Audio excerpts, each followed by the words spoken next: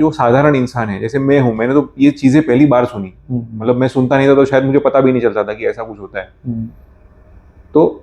वो साधारण इंसान जिसको फिलहाल नहीं मालूम है, या कोई नया इंसान है जो ये पॉडकास्ट देख रहा है, तो उसको क्या ध्यान में रखना चाहिए अगर उसको कोई बर्ड इंजर्ड दिखे? तो एक तो ऐसे कॉमन पब्लिक जो ऐसे जोन में रहते हैं जहाँ पर पतंगबाजी होती है, क्योंकि पूरे ऑल ओवर इंडिया में अगर हम बात करें तो भारत में हर जगह सेम लेवल का पतंगबाजी नहीं होता है, तो इसलिए इंजरी जो है डिफरेंट डिफरेंट तरीके के मिलते हैं। तो जहाँ पतंगबाजी होता है ऐसे जगहों पर कई एनजीओज वर्क करते हैं। एनजीओज नहीं भी है तो फॉरेस्ट डिपार्टमेंट तो एटलीस्ट है ही है, उनके स्पेसिफिक नंबर होते हैं जो ऑनलाइन बहुत इजीली मिल जाते हैं। कभी भी ऐसा होता है तो हमेशा आप फॉरेस्ट डिपार्टमेंट या कंसर्निंग जो एनजीओज हैं उनको आप इन्फॉर्म कर सकते हैं, तो वो रेस्क्यू करेंगे उसका स्पेसिफिक पैटर्न की तरह। दूसरा जो बहुत कॉमन जो जो करते हैं कि वो बर्ड हमेशा जब उसको इंजरी होता है तो वो एक कोने में चुपचाप बैठा रहता है, तो हम जाके उसको उठाते हैं, उसमें कुछ ना कुछ हम लोग बहुत सबसे कॉमनली हल्दी लगाते हैं। ठीक है, हल्दी लगाया या कुछ वो लगा के और उसको हम लोग कुछ खिलाने और पिलाने पिलाने की कोशिश करते हैं कि कुछ खाएगा पिएगा तो हेल्दी होगा। लेकिन उसका अप्रोच और ह्यूमन अप्रोच में फ़र्क है, क्योंकि अगर हम ये सोचें कि वो एक छोटा सा क्रिएचर है और उसको ये नहीं मालूम है कि अगर हम उसको पकड़ने जा रहे हैं तो एक बड़ा क्रिएचर एक छोटे क्रिएचर को मारने के लिए पकड़ रहा है या बचाने के लिए पकड़ रहा है, वो उसको नहीं पता है। तो इसलिए उसका हार्ट बीट बहुत ज़्यादा होता है, वो डरता है इस चीज़ को लेके। तो इस चीज़ के भी उसको एक शॉक आने के चांसेस रहते हैं। तो इसलिए अगर कोई ट्रेंड नहीं है तो कभी भी उसको डिस्टर्ब ना करें, उससे उसका हैंडलिंग प्रॉपर नहीं होगा तो वो डेथ होगा। दूसरा चीज़, उसको कुछ भी खिलाने का कोशिश, अगर हम खुद सोचें अगर हम बहुत ज़्यादा खुद डरे हुए हैं तो हम खाने नहीं खा पाते और नहीं पी पाते हैं, तो फोर्सफुली कभी भी उसको नहीं खाने को देना होता है। उसको अगर वो ऐसी जगह है कि जहाँ पर बिल्ली, कुत्ता या ऐसा कोई जानवर आके उसको हार्म कर सकता है, ऐसी जगहों पर थोड़ा सा बैरियर कुछ करना पड़ेगा। अगर वहाँ पर नहीं आ सकता, कोई रूम में है, तो उसको बिल्कुल नहीं छेड़े, उसको ऐसे एज इट इज़ रहने दे, वो धीरे धीरे अपने आप रिकवर करेगा और एनजीओज रेस्क्यूअर आके उसको रेस्क्यू करेगा। आपको अगर लगता है कि शायद वो भूखा होगा तो आप कुछ खाने के लिए उसको दें। आपके पास कौन सा बर्ड वहाँ पर रखा हुआ है, कबूतर बहुत कॉमनली देखने को मिलता है, लेकिन कोई भी बर्ड अगर आता है आप ऑनलाइन आप सर्च कर लें कि इसका कॉमन फूड क्या है, वो फूड आप रख दें। पानी वहाँ पे रख दें, सॉरी, पानी को आप वहाँ रख दें, वो जैसे ही हेल्दी होगा वो अपने आप वो उसमें लेगा। तीसरा गलती जो करते हैं कि उसको चोंच खोल के खिलाने की या पिलाने की कोशिश करते हैं। तो इसमें क्या है कि बहुत कॉमनली चोंच खोलने के बाद में, क्योंकि उसको हम पकड़ के चोंच खोलते हैं फोर्सफुली, तब वो डरता है और वो लंबी लंबी सांसें लेता है। तो जो हमें पाइप जो दिखता है वो असली में उसका सांस की नली का पाइप है। तो हम जब उसको डालते हैं तो वो उसके खाने की नली में नहीं डाल के, यानी कि इंटेस्टाइन के और इसोफेगस नली में नहीं डाल के, हम उसके ट्रेकिया में डाल देते हैं।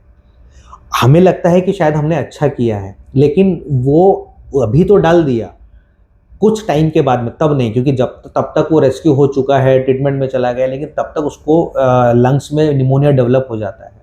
और उस टाइम पे उसको बचाना बहुत ज़्यादा मुश्किल हो जाता है। तो एक अच्छा काम करने की जगह और अवेयरनेस नहीं होने की वजह से उसका जो नुकसान है वो बर्ड को भुगतना पड़ता है। तो कभी भी फोर्सफुली कभी नहीं हमें खिलाना चाहिए, कभी पिलाना नहीं चाहिए, रख दें, वो अपने अकॉर्डिंगली वो उसको ले लेगा। फोर्थ थिंग कि कुछ भी उसके घाव पे लगाना। हल्दी जो है एंटीसेप्टिक के रूप में यूज़ किया जाता है और भी बहुत चीज़ें वो लोग भी यूज़ करते हैं, लेकिन उसका आफ्टर इफेक्ट ये रहता है क्योंकि इनके फैदर होते हैं बहुत ज़्यादा, तो ब्लड के साथ में जो भी हम लगाते हैं वो उस पर चिपक जाते हैं और वो चिपक के जब तक वो ट्रीटमेंट टेबल पे पहुंचता है तब तक वो हार्ड हो चुका होता है। तो अभी अगर इंजरी इतना है तो अभी जब उनको हटाया जाता है, फैदर हटाया जाता है, तो इंजरी बढ़ जाता है और ब्लीडिंग ज़्यादा हो जाता है। और ऐसे में उसमें ऑलरेडी पहले ब्लीडिंग था और अभी ब्लीडिंग की वजह से उसमें बर्ड के जो है मतलब डेथ के चांसेस बढ़ जाते हैं, क्योंकि हाइपोवोलेमिक शॉक में जाने का बर्ड का चांसेस हो जाते हैं। इसीलिए अगर बर्ड अगर इंजर्ड है और ब्लीडिंग अभी बहुत एक्टिव नहीं है, एक आध बूंद आपको दिखा, लेकिन अभी जहां बैठा है वहां वो नहीं हो रहा है, तो इसका मतलब उसने अपना पोजीशन ऐसा ले लिया है जहां पर उसका जो इंजरी है वो ऐसा दब गया है,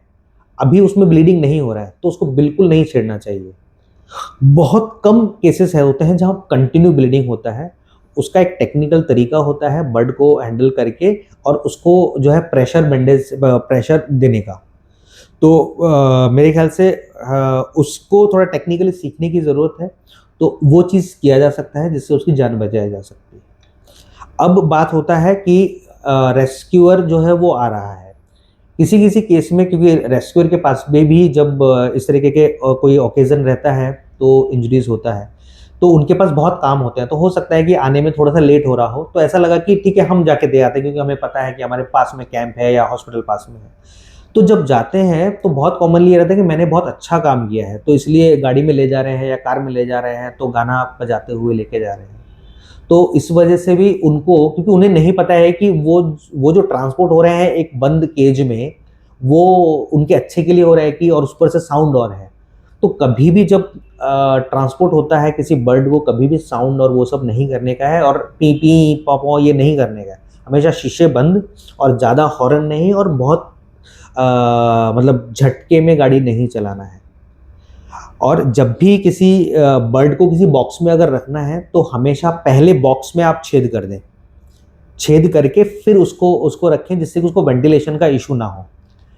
ये कई बार कैसा होता है कि उसमें बॉक्स में रख दिया, फिर एकदम से याद आता है कि यार इसमें छेद तो किया नहीं है, अब हम बर्ड को निकालेंगे बहुत दिक्कत होगा, ऐसे छेद कर दो, ठीक है।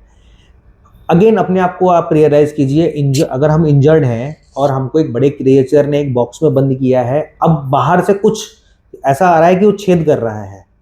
तो कितना ट्रॉमेटिक, मतलब मेंटल ट्रॉमा डेवलप होता है। तो कभी भी इस तरीके का नहीं करना है। आप अगर ऐसा आपको लगा कि आप भूल गए,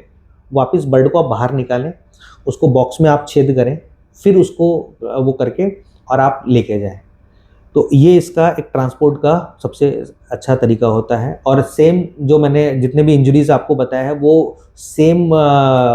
चीज़ें जो हैं, अगर आप किसी बड़े राइज बिल्डिंग में हैं या ऐसी जगह पे जहाँ पर फ़ैन तो एटलीस्ट आई थिंक सब जगहों पे है, अगर फ़ैन से भी इंजरी अगर होता है तो उसमें भी हम लोग ये काम कर सकते हैं। इसमें मैं एक चीज़ और जोड़ना चाहूँगा कि कई बीमारियां ऐसी होती हैं जो कि एनिमल टू एनिमल या बर्ड टू बर्ड ऐसे ट्रांसफ़र होते हैं, और ह्यूमन को वो बीमारियां जो हैं इफ़ेक्ट नहीं करती हैं, या बहुत कम करती हैं या नहीं करती हैं, लेकिन ह्यूमन जो है उसका माध्यम बन सकता है उसको बीमारी को ट्रांसपोर्ट करने का। तो ऐसे केस में कैसा होता है कि हमने बर्ड को हैंडल किया, और बर्ड को हैंडल करने के बाद में आज बहुत घरों में पेट्स हैं, और बर्ड को हैंडल करने के बाद में आपने अपने पेट को हैंडल किया, या पेट को हैंडल किया था आपने तुरंत आके उसको किया, तो आपको कुछ दिक्कत नहीं हो रहा है, कुछ डिजीज़ नहीं हो रहा है, लेकिन उनमें आपस में डिजीज़ेज स्प्रेड होने के चांसेस बहुत बढ़ जाते हैं।